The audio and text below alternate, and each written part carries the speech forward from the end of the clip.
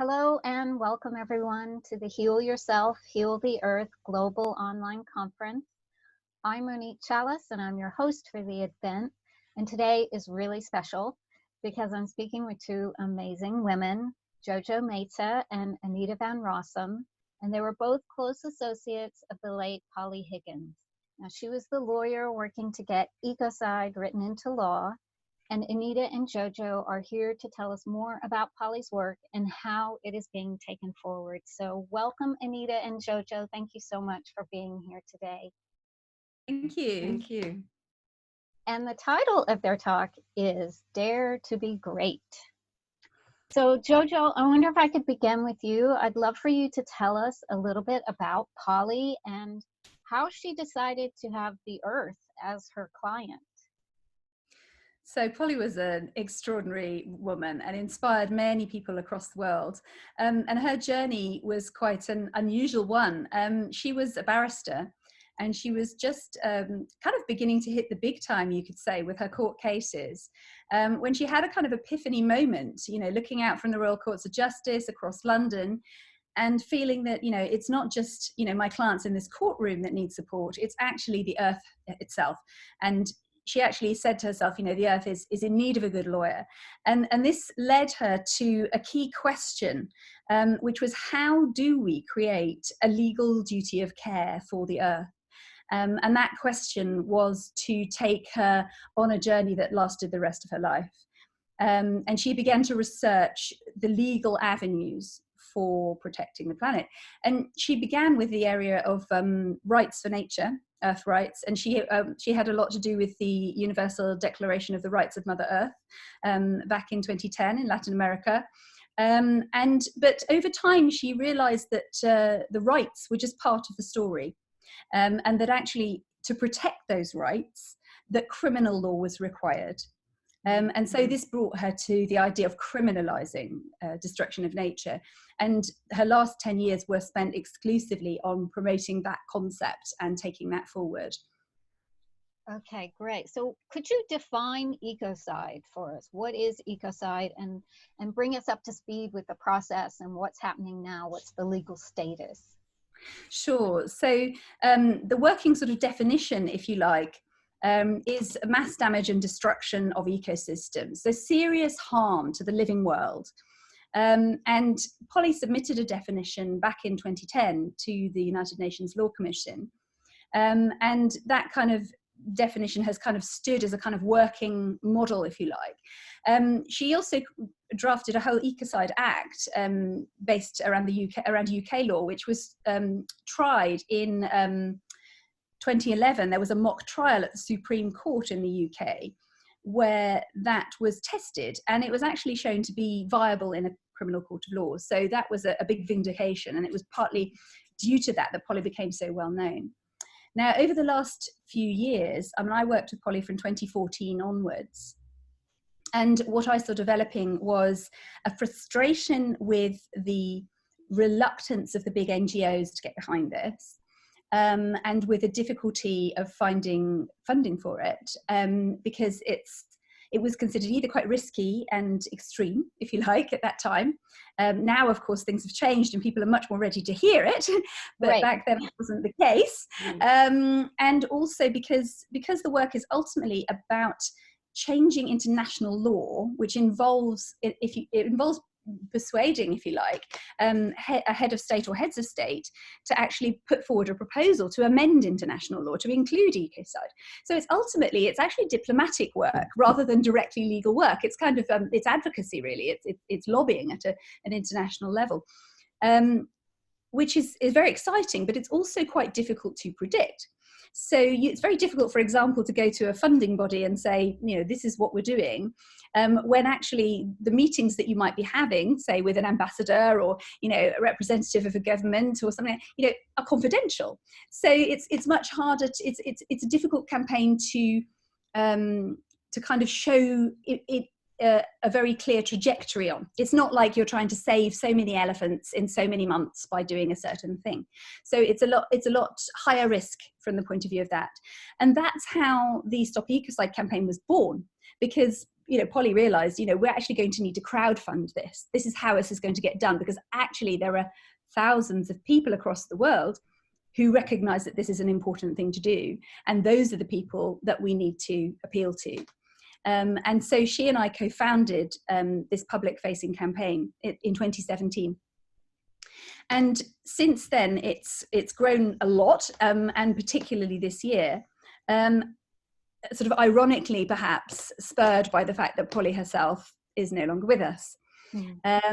And, she was extraordinary about that, actually. She was always incredibly pragmatic. And when she was given this awful diagnosis back in March and told she had a few weeks to live, she sort of said, well, how can we make this work for the campaign? She was like, if this is what's going to happen, let's make sure that this really takes the work forward, which is an extraordinary thing to a position to come to when you've just been told you've got, a few weeks to live.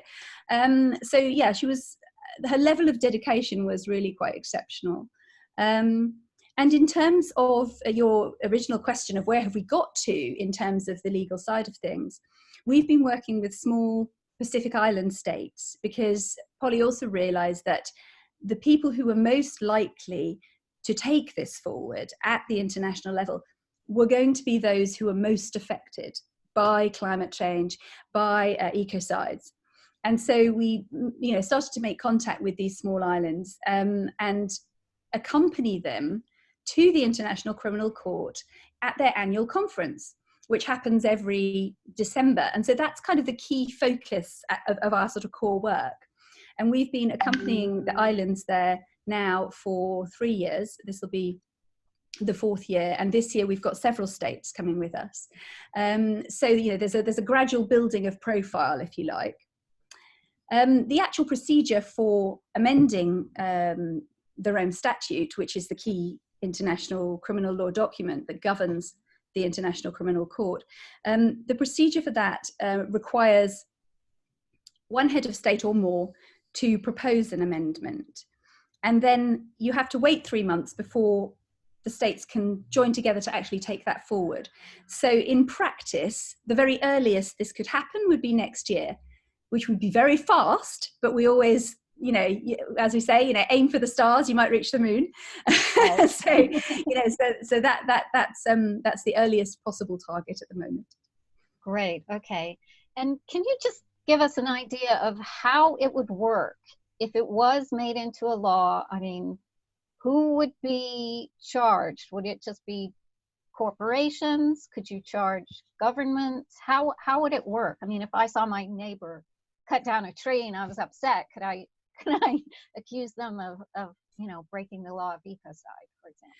No, not the neighbour situation, in the sense that because ecocide would then sit alongside the other atrocity crimes such as genocide, war crimes, crimes against humanity, the law is focused on persons of superior responsibility. So as with genocide, you're not prosecuting the foot soldiers, you're prosecuting the generals and heads of state, the controlling minds. So with ecocide, it's a little bit different in the sense that the current atrocity crimes tend to be state-oriented.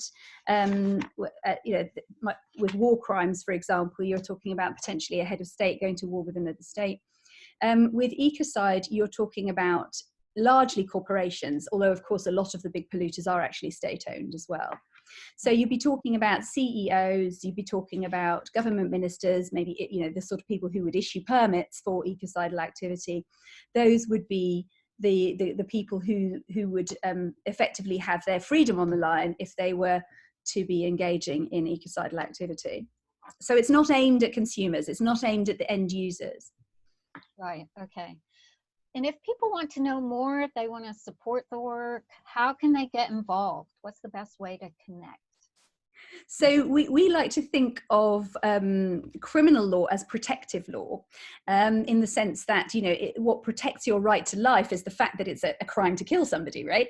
So effectively what protects nature's rights is making it a crime to damage nature. So we think of it as protective, and that's why our campaign is for earth protectors.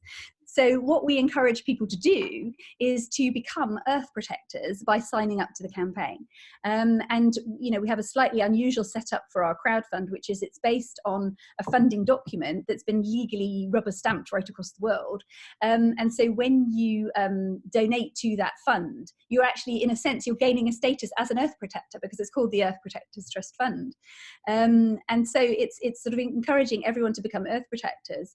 And more recently, we've also begun a pilot scheme for towns, you know, municipalities and institutions to also become, you know, earth protector towns or earth protector colleges, you know, which is a kind of very positive way of involving people at the local level, and the level of community and, you know, local administration, to take forward all those aspects of public life in a new spirit. So in the spirit of first do no harm, and the spirit of supporting a law that really does protect nature.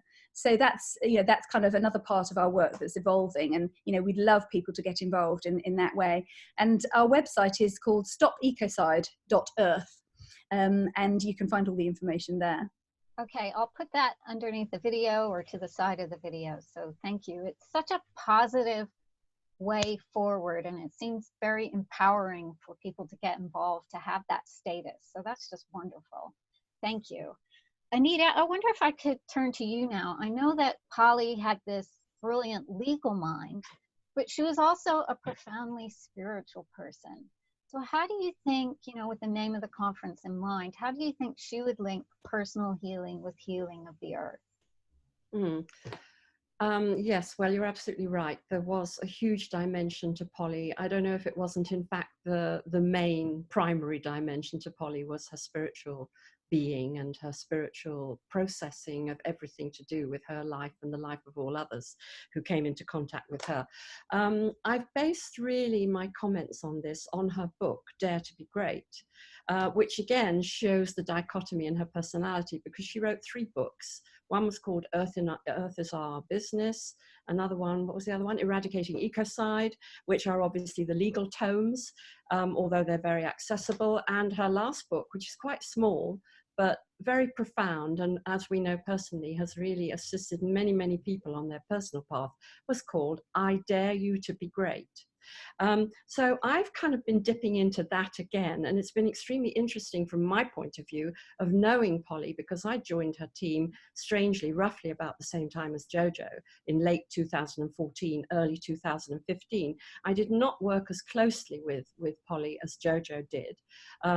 So obviously our experiences are slightly different, but I did experience very much being near to her way of dealing with life.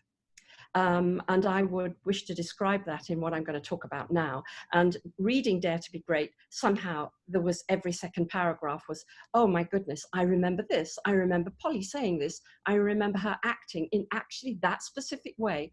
And so what I've come out with is a realization that not only did she write a book, she actually walked through life living this book and the way that she's put forward. So the first thing then, relating to personal healing and earth healing, she thought very, very clearly, without an element of doubt, about personal ecocides, and then the reflection of that in the bigger scale with the state ecocides or natural ecocides or corporate ecocides. I mean, ecocides take many different forms. So looking at the personal first, so you have your inner ecocides, and from Polly's point of view, what you needed to do for personal healing and personal transformation was to identify the harm.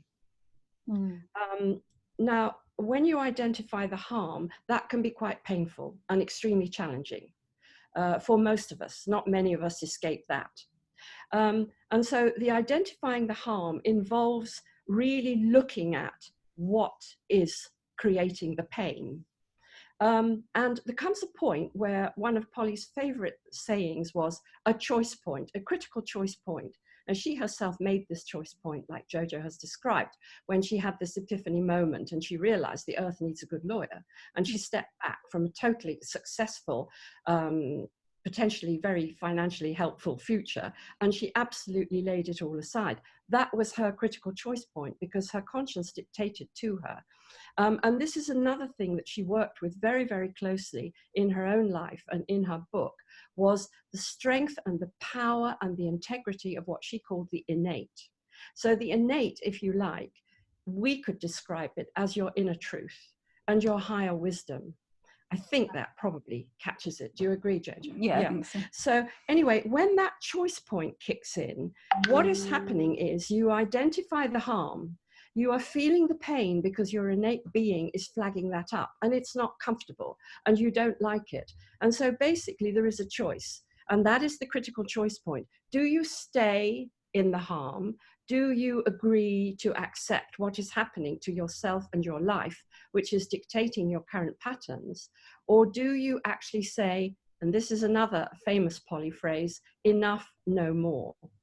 Now, at that enough, no more, what you've done, you've reached a kind of tipping point of the unbearable, where actually there is a moment where you know that this is unacceptable. And you feel it in your whole body. And in Polly's terms, it is generated from the truth and the higher wisdom of your innate being. And so that means that there must be change. And so that could be an emergency. You know, it could be like when many of us get very ill or have a terrible accident, we might be feeling, oh, this is awful. Why does this happen to me? However, an emergency in Polly's terms was an opportunity for a greater good to emerge, or something new and more positive and more powerful for our lives to emerge. So life, as we all know, has an incredible facility of bringing towards us the things which most discomfort us, until we heal them, you know, until we really look it in the face. So for Polly, it would be about, at the most uncomfortable moment, don't run away, don't flinch, don't be afraid, go into it. Go into it with all of you, go into it with your innate courage, go into it with your wisdom and your real desire for your own healing. And so if you don't do that, there is another side to the coin, because of course there's always the two sides. And that side involves something which is called numbing out. Where if you kind of step out of that and you take the comfort zone and the safe zone and the I don't want to look zone and not feel the pain zone, actually that results in numbing out. And another wonderful woman, Joanna Macy, she described the greatest risk for our planet at the moment is actually psychic numbing, you know, where we've become so accepting of ecocide and the destruction of our well-being related to the destruction of our planetary's well-being, that actually we don't really feel it anymore because we are numbed out. And so that would be Joanna Macy and Polly, I think, totally in agreement. Because what you arrive at is a total loss of feeling, and then you lose compassion, you lose your innate capacity to care. And then, of course, if you look into harmful enterprises that are conducting their business for profit on our earth, you can see how that separation from the innate care and compassion generates through the whole organization to lack of care for staff and lack of care for where their profits come from, etc., etc., etc. You know, so you're beginning to see a link between healing self and healing earth. There was something that I loved when I read the book, which I'd actually totally forgotten or overlooked before. She was very playful, wasn't she, Jojo? Very playful. And she's got this little line, which is like a timeline, and at one end it's ecocides, and at the other end of the timeline it's eco joys. And so this is a game she kind of invites you to play with. So you need to name and look and express your ecocides, which would be your interpersonal harms. And then at the other end, you've got your eco joys. And so then along the line, you put, you know, one end and then the other end with the different items. And then you cross out, put a big cross through all the ecocides. And you really, really breathe into and develop and celebrate the eco joys. So that was a tool she had for personal healing. Yeah. She also said which I loved, and it does relate to our bigger picture that you're talking about with your wonderful conference about healing the earth related to personal healing. She said, tending our own inner ecocides is actually a public service. Because, you know, when we do that, we create enabling conditions for harmony to take place. And one of Polly's special phrases was from harm to harmony. She didn't do harm, not on the bigger picture, because she would not go into the negative. She didn't give her energy to it, but she did harmony big time. And that is what she generated, I think, between all of us, don't you, in her life. So now just moving on. So if we want to just quickly use that personal Ecocide profile as a kind of checklist for the bigger picture, you know, planetary ecocides and what is happening to our Earth.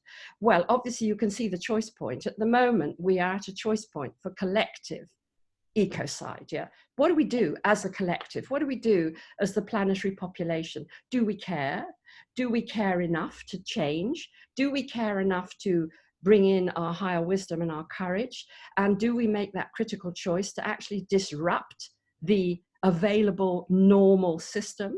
And of course, the law of ecocide, that is a totally powerful disruptor law, because what it does, it disrupts the normalizing conditions which create ecocides. And it says enough, no more. Based as well, of course, on what Jojo mentioned before, the very, very important fundamental principle for Polly of first do no harm. So collective ecocide, choice point. No, we are not going to roll over and accept this anymore. Yes, we have reached an emergency, which has been declared in many, many countries and all over the world. Climate emergency, although there's also biodiversity emergency.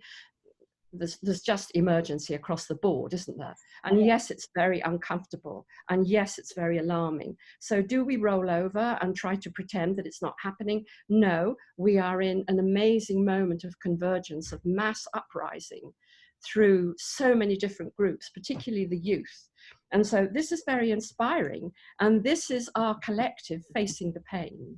And this is our collective taking responsibility and allowing, through facing the emergency, something new to emerge. So we're disrupting. You know, in the case of XR, obviously, you've got major disruptive behavior. That's the whole principle of how they approach it. It might not necessarily be ours, but it's one way of doing it. Right. So the main thing is to disrupt what has gone before so that we can change the system. What we need is systemic change. We cannot go on. It cannot be business as usual. Not for us, and certainly not for the way industry operates on a global level. So I hope that kind of takes care of that first question, Monique. Yes, wow, there was a lot in there. And I love that idea of a personal ecocide. I'd never thought about it that way before. And also the numbing out is so important because I think a lot of highly sensitive people, empaths, who've spent their life feeling so much can, you know, sometimes go into that numbness, because it's so overwhelming to feel all this pain. Absolutely. So do you have any other tools? I mean, I like that one that you shared, you know, for someone who is in that pain, who is numbed out, how can they gradually start facing it? Maybe they're overwhelmed with climate change. You know, what would you just say to someone in that position? Well, this isn't about me, Monique, it's about Polly. So I'm going to go to her for my answer. So Polly would say, dare to be great. Okay. And what does she mean by I dare you to be great? Yes. Okay. So what did she mean by greatness? I'd actually like to quote from her, if you don't mind, because, you know, it's better to have her words than me try to recreate it. So what she talks about is, sorry, let me just find it properly. Sorry to delay. Greatness is a predilection for life itself, plus a willingness to give of the self in service to something greater than all of life itself. Wow. So, okay, if we're talking about how do we heal, so we've talked about facing the pain, and then once we've really faced that squarely, stepping into greatness, what is that about? So it is about beginning to move out of our personal limitations due to beliefs that have sprung from our original harm or trauma, which could come from childhood or whatever, you know, like I'm not good enough, or lack of worthiness, or feeling of shame, and all those things that a lot of us are very well acquainted with. So now, when we come to terms with that and embrace that with our own love and compassion, instead of blocking it or running away from it or fearing it, when we can embrace that, then we are in a position to actually step into our own greatness, because we can make that critical choice. We're at that point. Do we go on as before? No, we don't. Enough, no more. And tipping point. This is an emergency. I can't stand this anymore. I'm going to do something for my life. And so I'm actually going to step into the innate potential of my own greatness. Wow. And the big healing point of that is to believe it. And having done the work around our own inner harms, we will arrive with help, with support from friends, family, maybe therapists, you know, all the usual ways we know. But of course, you know, the buck stops with us, doesn't it? That is where the real inner connection has to come, and our own inner determination. So once we make the critical choice point to step into greatness, then for Polly, what she would say greatness is about is seeking to be in alignment with what we really care about. Right. You know, so I mean, a lot of people are trapped in working in many ways that actually does not align with their values or their inner truth or their wisdom. And, you know, it's like not exactly living a lie, but you have to pay the bills. But how much do you compromise? How much do you sell out your true self at your own cost? And, you know, Polly used to say about business and profit, she said, there's nothing wrong with business. There's nothing wrong with making a profit, but not at the cost of the earth. And so, again, relating back to the personal ecocides and the personal harm, to do what we can to align with our values and not to sell ourselves out to the cost of our own well-being. So, you know, it's about finding where our greatness can express itself. She used to say, find what makes your heart sing. You know, Jojo's laughing because these are all such typical Polly phrases. She would just say that all the time. Come on, if it makes your heart sing, it works. And if it doesn't, don't do it. Simple. And so she would talk about having a greater vision of a better world, and also that understanding, and certainly it's my experience, and I'm far from a saint, stepping into something greater than myself has given me such a sense of personal excitement, enthusiasm, greater meaning. And that's what gives me the buzz in the morning when I wake up. And I think that's what got Polly out of bed as well, quite honestly. Probably, Monique, you can relate to that very well, I think, yourself. Yeah. Right. So one other thing useful, I think, for the healing aspect, releasing your innate greatness, you ask yourself the question, am I on the right path for my greatest self? Polly would say, ask your heart. So, you know, the mind is an incredibly useful tool, but the heart is the compass of your ship. Be a disruptor. We've had that before. Be a disruptor. Break the chains that hold you back. And we know only too well, those of us who've been involved with therapy, we know about self-limiting beliefs. We know about negative self-feedback. We know about all those phrases. So for Polly, break the chains that hold you back. And that comprehends all of aforementioned.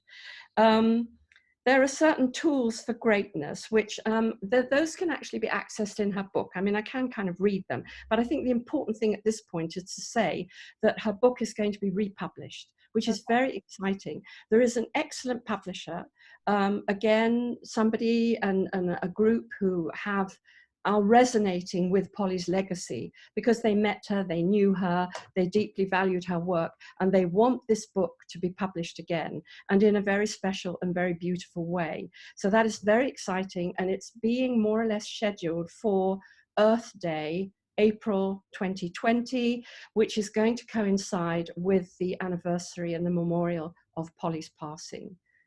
Which was April the 21st this year, of course. So all of that feels actually almost not like a closure, but you know what I mean. It's not a closure. It's a new opening. It's an emergence. It's emerging. It's emerging. It certainly feels very appropriate, doesn't it? Yeah. It feels, just getting back, one last thing that I love that Polly quoted about, staying in the safe zone, staying in the comfort zone, because obviously you're feeling the pain, and as you say, all of the stuff that is happening at the moment that we're bombarded with online and on the radio, wherever we go, about what's happening to our earth, and the sadness and the anguish that creates for so many of us. How do we deal with that? How do we step into our greatness, or should we just stay in a safe harbor and think, oh, well, it's happening and I can't do anything? So Polly's great quote was the following, which I love. Let me just lay my hands on it. Yeah, it's here actually. Sorry. I'm going to go for this. It's about being a safe ship. Great ships, sorry, I'm going to have to just imagine it now. No, I've got it. Here we are. I'm sorry. Great ship, when it's in the harbor, is anchored, and yes, it is safe, no doubt. But that is not what great ships are built for. Right, so somebody standing in their greatness is the great ship. And staying in the harbor and being safe and anchored is actually not doing the job. Right. So get out there. And when you get out there, you come into contact with your own spark of innate greatness. And the great thing about that is that along the way, you will meet other sparks, bright sparks, who are also sparking up. And so you light up the world, little by little. That's so beautiful. And everyone has this greatness. Everyone has this innate spark, yeah. This is the kind, I suppose, the absolute touch point of the innate that Polly found so important. That's so beautiful. Thank you so much. Is there anything that we haven't covered that either one of you would like to share? Any personal stories or anything you think Polly would want us to know? What do you think, Jojo? I've got one more thing that I would like to add, but that could be a finishing. Yeah, no, I mean, I think that's... How much longer have we got, Monique? You've got plenty of time. Oh, okay. All right. Okay. Do you want to remember? So actually, it was something that it is actually. I mean, obviously, you can read this afterwards because it's related. But we're both actually thinking at the moment about an amazing piece of writing that Polly left. She left it on her laptop, and it wasn't discovered until after she died. And extraordinarily, it had been written several years before, and it was a quite clear premonition that she might not be around for as long as people might have expected. So she did kind of foresee that she might be making an early exit, which is quite an exextraordinary thing to kind of deal with, really. She wrote it 2014. Yeah, she wrote it actually round about the time she started working with us, just before. And so quite an extraordinary thing. And the thing that really struck me in that piece of writing was that what she didn't say, if ecocide law is in place, then my work is done, as one might have thought would be the case. What she actually said was, if people are starting to step into their potential, then my work is done. Wow. And I thought that was incredible. It was this, there was this real sense that she had, that a big part of her purpose in this life was to encourage everyone to step into their personal greatness. And what an amazing gift, actually. Yes. And she had this extraordinary ability, actually, which I witnessed on more than one occasion, where she had this ability like nobody else I've seen, to have people feel completely safe while turning their worldview upside down. It's the sort of thing that people would usually find really threatening. She somehow managed to convey in a way that had people really get it and not feel confronted or upset. She had this amazing ability to have people feel kind of safe, and that enabled a sort of inspiration to arise. So that was a really unique gift I feel she had. That's amazing. Thank you. She sounds like such an extraordinary being.